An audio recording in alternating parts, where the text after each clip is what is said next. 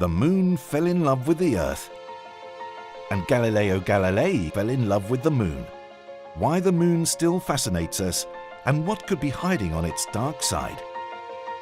Ever wondered why our waves reach such heights, or why our tides come in and out?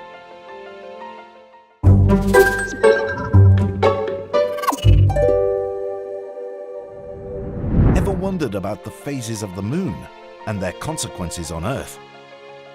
The moon reflects lights from the sun, so the different phases of the moon are seen at different times of the month due to its position relative to the sun. When there's a new moon, it's because the sun is behind the moon and no light is reflected from its surface. So, during the new moon phase, the moon is not seen in the night sky. At full moon, the moon is directly opposite the sun and the moon shines like a pearl in the night sky. Between the new moon and the full moon are intermittent phases, where we only see a fraction of the lunar surface.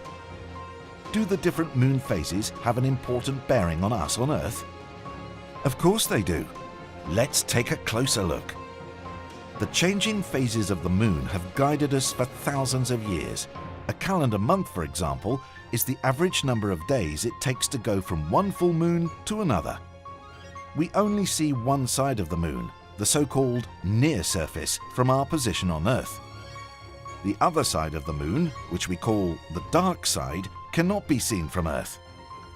A group of Chinese and Dutch astronomers recently launched a rover, Chang'e, on the dark side of the moon and is sending back fascinating images. How big is our moon? Well, it's a fair bit smaller, about quarter of the size of Earth, a much smaller ratio than other planets have with their moons. Even so, the moon has a great effect on Earth. Unlike Earth, the moon has no atmosphere. This implies that, if you leave your footprint on the lunar surface, it stays undisturbed for hundreds of years. Also, as a consequence of having no atmosphere, lunar surface temperatures vary significantly. The moon is more attracted to the Earth than the Earth is to the moon, gravitationally speaking, that is. So, the moon's love for the Earth stirs up the oceans and results in tidal forces. It creates an ocean bulge held in place under the moon that causes 2 high tides and 2 low tides per day as the Earth spins on its axis.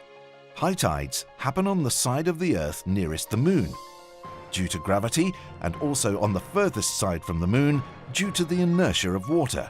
The low tides happen between those bulges. The moon is the second brightest celestial wonder in the Earth's sky after the sun. As a result, the moon was seen as a god by prehistoric and ancient cultures. The Greek goddess of the moon is Artemis, the twin sister of Apollo, god of the sun. In Chinese mythology, the moon goddess is Chang'e, wife of the ancient warrior Hou Yi. Chang'e stole Hou Yi's magic medicine and secretly took it, giving her the ability to fly to the moon. But that medicine was a one-way ticket. Chang'e couldn't fly back to Earth and must stay where she is, with just her pet rabbit for company. The Chang'e spacecraft and rovers exploring the dark side of the moon are named after her. Perhaps they will find her, wandering somewhere in the shadows? But how long has the moon been with us? As long as the Earth, 4.6 billion years old? To know this, we need to have a look at how the moon came to be.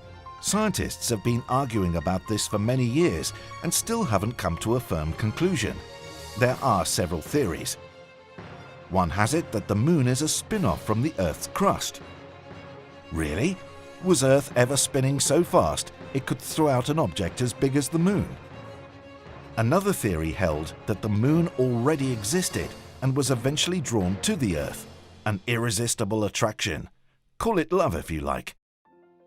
A third theory said the Earth and Moon were formed at the same time, perhaps bursting out of a black hole in our corner of the Milky Way galaxy.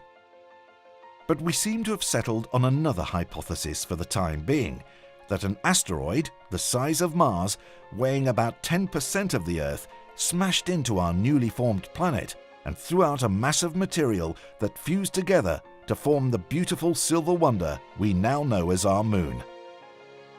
We only began to understand any of this when an Italian gentleman named Galileo Galilei came along, one of the first astronomers to look at the night sky through a telescope. As the moon had fallen in love with Earth, Galileo Galilei fell in love with the moon and the rest of the night sky. Besides the moon, this spyglass has allowed me to discover a multitude of fixed stars never before seen. Galileo's fame has lasted the centuries. Europe's modern-day satellite system for navigating is named after him. But at the time, Galileo's opinions were deemed to be dangerous. He shared Copernicus's view that the Earth was not flat, but round. It was not at the center of the universe, but revolved around the sun. And the moon, it revolved around the Earth. The powers that be didn't like what they heard, and the visionary named Galileo Galilei spent the last years of his life imprisoned in his home. Night after night, no doubt, looking up at the sky, perhaps wondering what it might be like to walk on the moon. It wasn't too long before we were to find out.